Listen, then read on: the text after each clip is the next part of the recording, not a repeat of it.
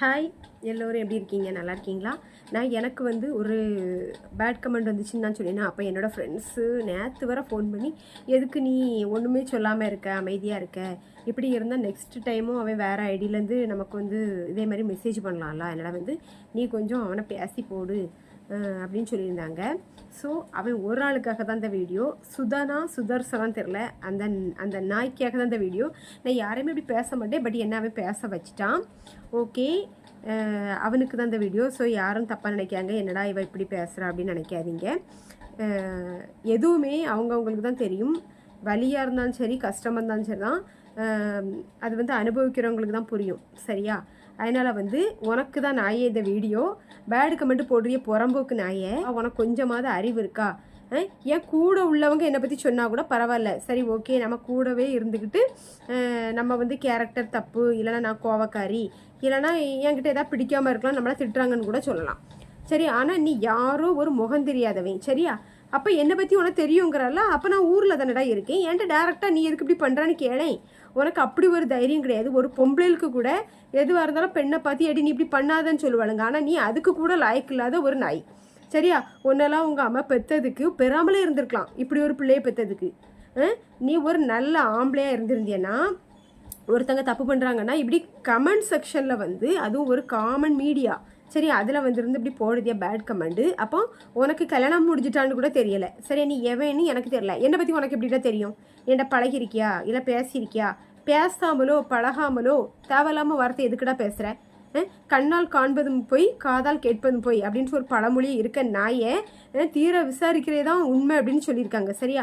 அப்போ உனக்கு என்னை பற்றி எதுவுமே தெரியாமல் என்கிட்ட விசாரிக்கிறோம். நீ ஊரில் விசாரிச்சுட்டு வந்து என்ன ஜட்ஜ் பண்ண நீ யாரடா நாயை? எல்லாம் ஒரு அளவு தான், சரியா? உனக்கு பிள்ளைகள் இருக்கா, பொண்டாட்டி இருக்கான்னு கூட தெரில நாயே.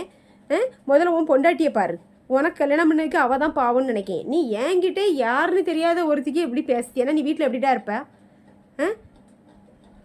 நானும் திருப்பி பேச ரொம்ப நேரம் ஆகாது, சரியா?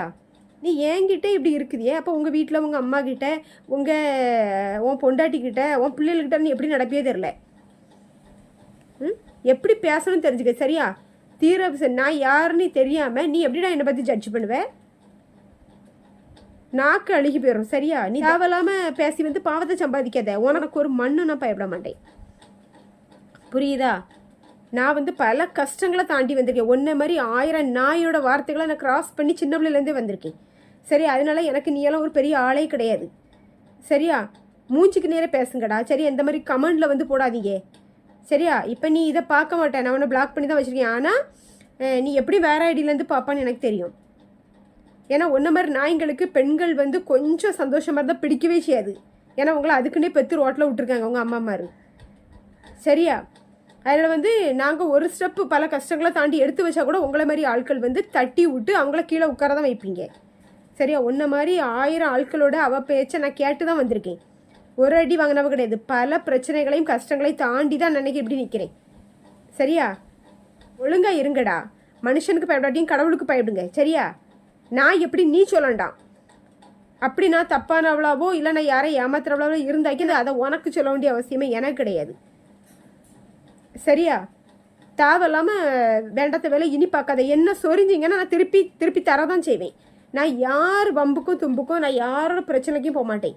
ஆனால் என்ன நீங்கள் தேவையில்லாமல் சிண்டுறீங்கன்னாக்கி நான் திருப்பி வந்து என்னனால பண்ணுவேன், மறந்துடாங்க. இப்படி விட்டுட்டு இருக்க மாட்டேன்.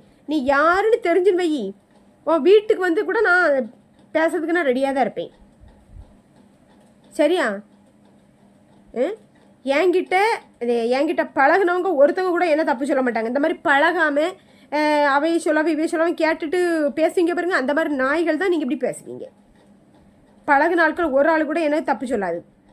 ஏன்னா நான் பழகினவங்க அண்ணனாக இருக்கட்டும், தம்பியாக இருக்கட்டும், ஃப்ரெண்டாக இருக்கட்டும், யாராக இருக்கட்டும், சரி? அதுங்க தான் எனக்கு துரோகம் பண்ணியிருக்கோம். நான் யாருக்கும் துரோகம் பண்ணியிருக்க மாட்டேன், அது அவங்களுக்கே தெரியும், சரியா? எங்கள் அம்மா என்ன எப்படி வளர்க்கலை, உங்கள் அம்மா எப்படி ஒன்று வளர்த்து விட்டுருப்பாளாக இருக்கும், சரியா?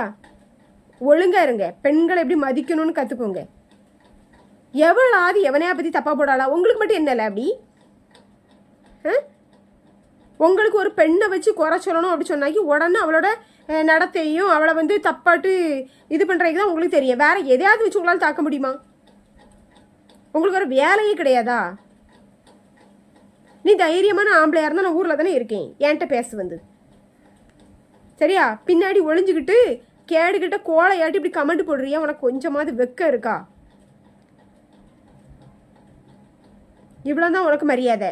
டீசெண்டாக பேசிட்டு போகிறேன். இதுக்கு மேலே கேவலமாக என்ன பேச வைக்காத, அவ்வளோதான் சொல்லுவேன். நீ எல்லாம் மனுஷனே கிடையாது. நீ எல்லாம் இருக்கிறதுக்கு எந்தாலையும் போகலாம். ஓகே பாய் மக்களே. கொஞ்சம் கோவத்தில் பேசிட்டே ஒன்று நினைக்காதீங்க. இது யாருக்கும் கிடையாது, என்ன பேசுனவங்களுக்கு மட்டும்தான். அதாவது ஒரு பொண்ணை பற்றி ஒழுங்காக தெரியாமல் யாருமே யாரையும் பேசாதீங்க, சரியா?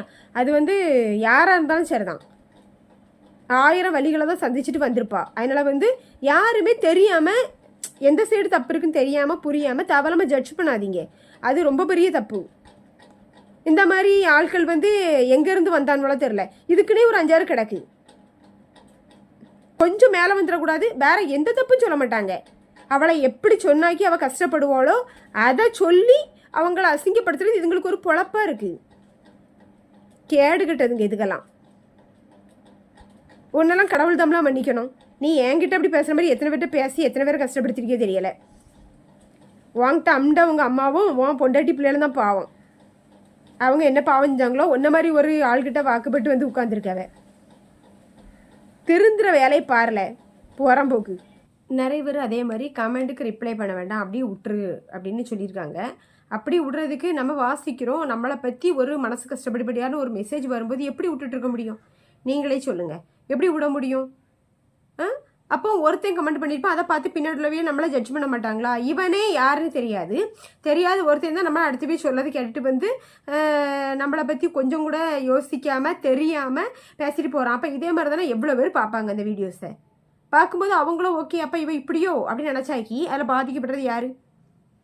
அதனால தான் இந்த வீடியோவுக்கு பதில். என் மனசை கஷ்டப்படுத்தும் போது எனக்கு பார்த்துட்டு அப்படி இருக்க முடியாது. தப்பு பண்ணுறவங்களே நல்லா தான் இருக்காங்க. நான் எதுக்கு சும்மா வீட்டில் இருக்கவா பழியை சுமந்துட்டு இருக்கணும்? எனக்கும் குடும்பம் இருக்குது. என்னை சுற்றி எவ்வளோ பேர் இருக்காங்க, பார்க்க மாட்டாங்களா? அதுக்கு தான் இந்த ரிப்ளை. எதுவுமே அப்படி தான், படுறவளுக்கு தான் வலிக்கும், அட்வைஸ் பண்ணுறவங்களுக்கு இல்லை. கரெக்டா? எனக்கு இந்த மூஞ்சிக்கு பின்னாடி பேசுகிற பழக்கம்லாம் கிடையாது. யாராக இருந்தாலும் சரி தான், எங்கள் வீட்டிலையாக இருந்தாலும் சரி தான், என்னோடய ஃப்ரெண்ட்ஸாக இருந்தாலும் சரி தான், யாராக இருந்தாலும் சரி தான், எனக்கு ஒரு விஷயம் தப்புன்னு பட்டால் நான் முன்னாடி தான் பேசுவேன். அதே மாதிரி தப்பை ஒத்துக்கிடக்கூடிய தைரியமே எனக்கு உண்டு. சரியா? தப்பு பண்ணால் ஆமாம் பண்ணேன் இப்போ என்னன்னு தான் நான் சொல்லுவேன்.